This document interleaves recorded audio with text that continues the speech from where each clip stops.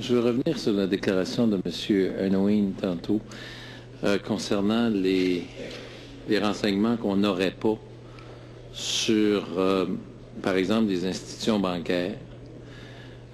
Ça m'étonne beaucoup parce que à chaque année, la loi des banques qui est sous la juridiction du ministre des Finances oblige les institutions bancaires à faire un rapport annuel. Quelques-unes des banques ont déjà publié les 31 octobre 2010, mais une des choses qu'on sait, c'est qu'on les a toutes pour 31 octobre 2009. Je présume qu'au ministère des Finances et au ministère du Revenu, on a ça. Et moi, je trouve ça curieux qu'on se dise, on ne sait pas combien. Par exemple, la Banque Scotia, à la page 133 de son rapport annuel, a dit qu'il y avait 10 paradis fiscaux et que ça le faisait économiser 325 millions de dollars d'impôts au Canada. RBC, à la page 128 de son rapport annuel, dit qu'ils ont 28 filiales dans les paradis fiscaux puis ils épargnent 360 millions de dollars d'impôts au Canada. C'est pas du revenu, là, sur lequel ils seraient imposés, c'est l'impôt qu'ils doivent. TD, dans 4 filiales, à la page 129, ils disent qu'ils en ont pour 450 millions de dollars. CIBC, à la page 150, dit qu'il y en a 12 paradis fiscaux, 118 millions, ne sont pas très efficaces.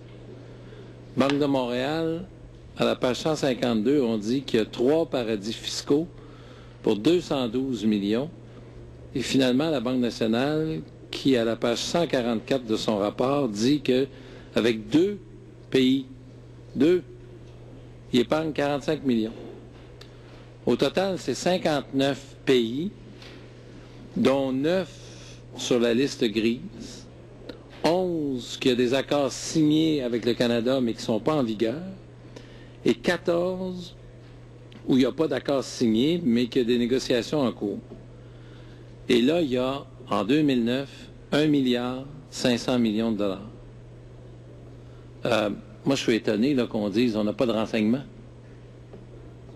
Le ministre des Finances, de sa main gauche, n'est pas capable de dire au ministre des Finances de sa main droite.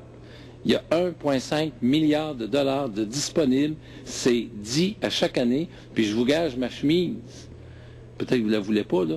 Mais je vous gage ma chemise qu'au 31 octobre 2010, ça va être encore pire. Fait que moi, là, signer de l'amnistie, c'est comme devenir amnésique. C'est-à-dire, correct, on oublie. Comment se fait-il qu'on a le renseignement, puis vous n'allez pas le chercher? Ou vous faites semblant que vous ne le savez pas? Thank you very much for the question. I appreciate the opportunity to come back to this because I think it's an important point. First of all, I don't believe I said, but if I'd given the impression that I thought we didn't have information relating to our own banks, I didn't mean to say that. I don't believe that's true. I think the honourable member has demonstrated that indeed we do have the information in relation to Canadian banks. My point earlier was that we don't have information in relation to tax evasion, which might, for instance, mean that we don't have information about what foreign banks hold by way of investments from Canadians. But I don't believe that's true in relation to Canadian banks. I think as their own reports put forward, we do have that. Point two, I don't think this is a matter of tax evasion. I think this is a matter of our Canadian banks having operations in Canada and outside of Canada, and in relation to their investments and operations outside of Canada, they don't pay current Canadian tax when those operations are subsidiarized. That is the same set of rules that I think applies in every country in the world. As far as I'm aware, there was only one country that ever sought to tax the business income of foreign subsidiaries, and it stopped doing that. No one else does. Our system is very much like that. So I think the characterization of that as tax avoided or perhaps even evaded is wrong. It's actually tax. It's actually income earned in a foreign jurisdiction and subject to the tax laws we impose in respect of that jurisdiction. Ce que je comprends, effectivement, c'est que vous dites que c'est pas de l'évasion. Ben, une chance, parce que sinon, ça serait de rire du monde. Mais c'est notamment une politique fiscale du gouvernement conservateur du Canada que de dire, nous savons qu'il y a 1,5 milliard de dollars d'impôts que l'on pourrait aller chercher dans ces paradis fiscaux-là et on n'y va pas. C'est ça que vous me dites. C'est que c'est une politique du gouvernement conservateur en disant, on le sait, faites-le, vous avez le droit et on ne va pas vous chercher. Well, I think the policy has been in place since at least 1938, so it does predate this government.